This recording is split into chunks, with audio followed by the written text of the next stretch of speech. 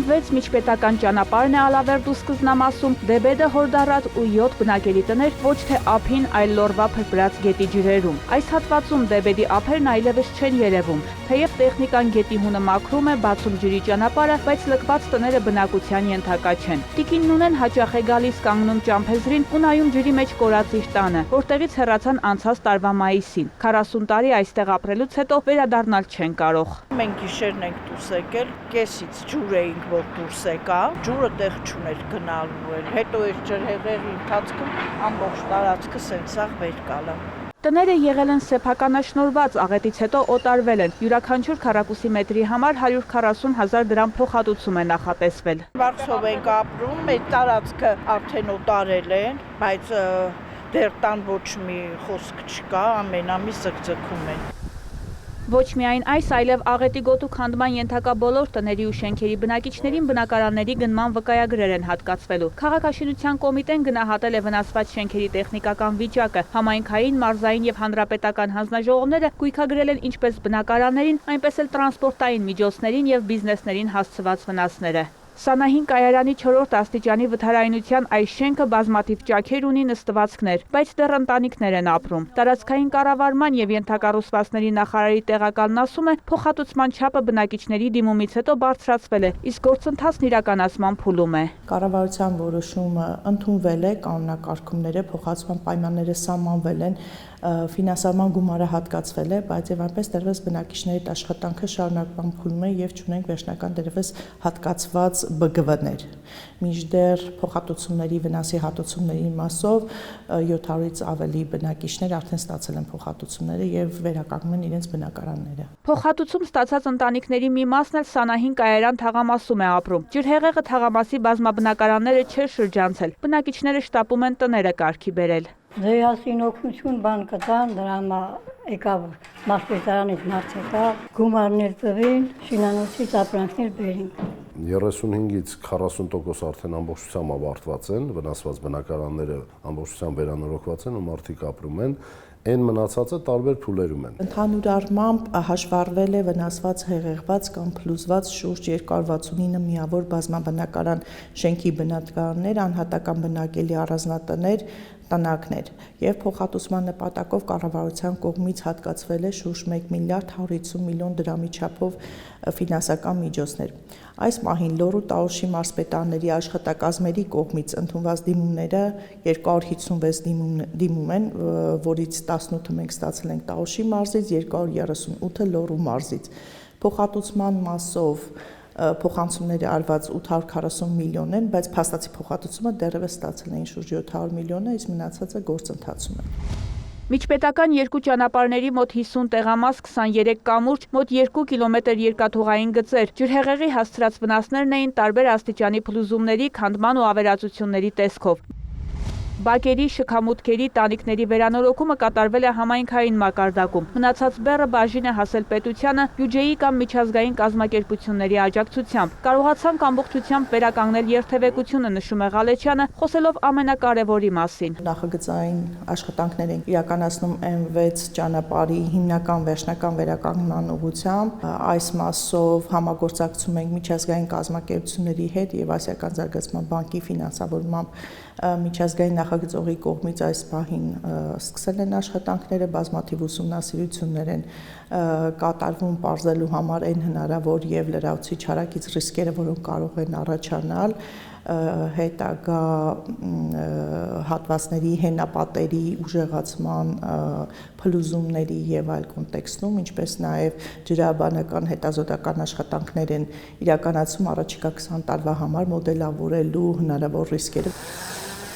Անօդաչու թռչող սարքը վերևից է ֆիքսում տեղանքը, ճշգրտում գետի ու հարակից շինությունների տեղադիրքը, մասնագետները ներքևում, գետի ափամերձ հատվածներում են ավազաքարերի նմուշներ վերցնում, չափում հանույթի առանցքը։ Սրանք Դեբեդի քարտեզագրման եւ մոդելավորման կամ ջրաբանական հետազոտությունների մի մասն են, որոնք փետրվարից իրականացնում է Գեոինֆո գիտահետազոտական կենտրոնը տարածքային կառավարման եւ ենթակառուցվածքների նախարարության պատվիրակմամբ Ասիական զարգացման բանկի ֆինանսավորմամբ։ Միջին առանցքը չափում ենք,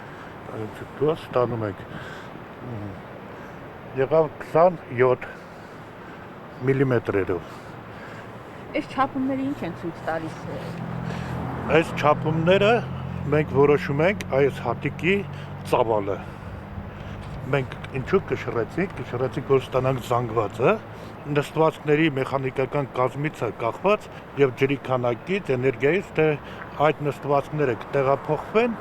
գետի օգնությամբ, թե չեն տեղափոխվի։ Ուսումնասիրվող տարածքը ընդգրկում է 60 կիլոմետր երկարությամբ մինչև Վրաստանի սահման ձգվող ճանապարհահատվածը։ Մի շարք հատվածներում ավարտել են, աշխատանքներ են կատարվում նաև սահմանային 5-ից 6 կիլոմետրանոց հատվածում։ Ավելի խոցելի տարածքները պետք է նշենք եւ այդ արդյունքները տրամադրվում են տարածքային կառավարման ենթակառուցվածքի նախարարության ճանապարհային դեպարտամենտ հիմնադրամին։ Արդյունքները պետք է օգտագործեն ճանապարհի նախագծման աշխատանքների համար, որպեսզի դիմակայուն պատնեշներ այդ հատվածները խոցելի հատվածներում կարողանան կառուցել։ Ուսումնասիրություններն արժեքավոր հիմք են դառնալու ճանապարհի հիմնանորոգման, հենապատերի կառուցման, գետի հունի մաքրման աշխատանքները կազմակերպելու համար։ 120 մետր բարձրությունից կատարված նկարահանումը կօգնի հետագայում համակարգչային ծրագրով չափել, թե ջրի ինչ հոսանքի դեպքում ինչ ավերածություններ կարող են լինել, բացատրում են մասնագետները։ Իսկ այսօր կառուցված հենապատերը թույլ են տալիս ճանապարհահատվածները պաշտպանել հնարավոր վարարումներից։ Ժամանակավոր վերանորոգել են, որպեսզի գործուն լինի, որ մի քիչ էլ առաջ գնանք, տեսնեք, որ այնտեղ շատ վտանգավոր հատվածներ կան։ Սրանք հեղեղումներից հետո տեղադրված հենապատեր են, ամուր են, բայց հողն է նստվածք տվել։ Ռիսկերի գնահատմամբ իրականացված հիմնանորոգումը կարող է լուծել նմանատիպ խնդիրները, իսկ թե ինչ փուլում է տարածքային կառավարման եւ ենթակառուցվածքների փոխնախարարը նշում է, նախագծային աշխատանքներ են կատարվում։ M6-ի մասով նախաշվային փաստաթղթերը, երբ որ պատրաստ կնեն, մենք հիմնական գումարը արդեն ֆինանսական միջոցների մասին կունենանք վերջնական պատկերացում։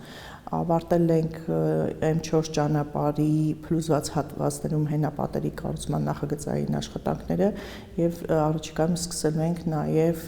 հիմնական շինական աշխատանքները, որոնք կավարտվեն այս տարի։ Մինչև նոր հիմնավոր ու քարե կամուրջների կառուցումը ժամանակավոր, բայց կրկին հիմնավոր կամուրջներ են տեղադրվել մի շարք հատվածներում։ Սանահին ավտոմոբիլային եւ հետիոտնային կամուրջների վերականգնման նպատակով իրանական կողմը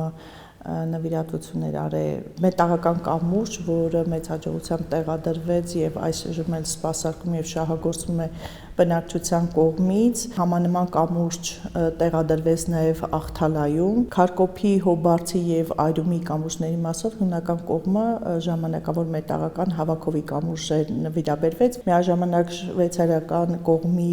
օժանդակությամբ 3 հետիոտնային կամուրջներ են նախագծվել Սարատովկայի, Այրում եւ Ալավերդի Էնգելս թաղամասում։ Վարարումներից հետո գետի բազմաթիվ տեղամասեր անանցանելի էին։ 5 կամուրջների մի մասը գետն է քշել տարել, մի մասի վերանորոգումն էլ կատարվել է, ինչով հնարավոր է եղել։ Աղթալայի այս կամուրջը, որի վրայով ես այժմ քայլում եմ, նախկինում եղել է գնացքի վագոն։ Դեբեդի վարարումից հետո սրա վրայով մեքենաներն են անցնում ամեն անգամ գետն ընկնելու վտանգն աչքի առաջ ունենալով։ Այդ վտանգը սակայն այլևս անցյալում է։ Հարևանությամբ նոր ամուր կամուրջն արդեն մի քանի օր է գործում է։ Իրանի նվիրատվությունն է Հայաստանին։ Նմանատիպ եւս մեկ կամուրջ էլ Սանահին կայարանում է տեղադրվել, թեև սրանք ժամանակավոր են համարվում, բայց չեն ապամոնտաժվելու։ Դա էլ է մնալու։ Երթևեկությունը ենթադրում ենք, որ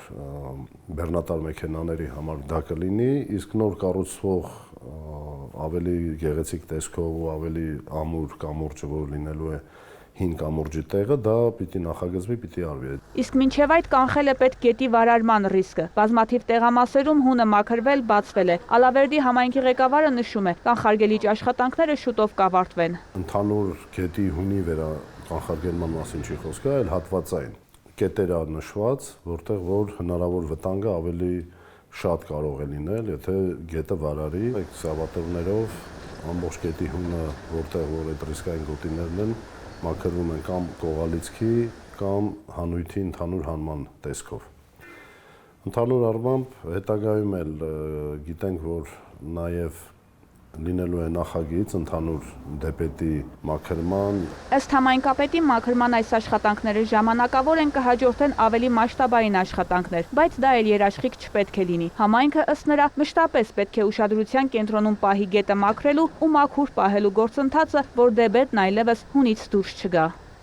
Վարդուհի Արզումանյան, Ռաֆիկ Սողոմոնյան, Էդգար Դավթյան, Արմեն Գրիգորյան, Իրաքնորյալ լուրեր։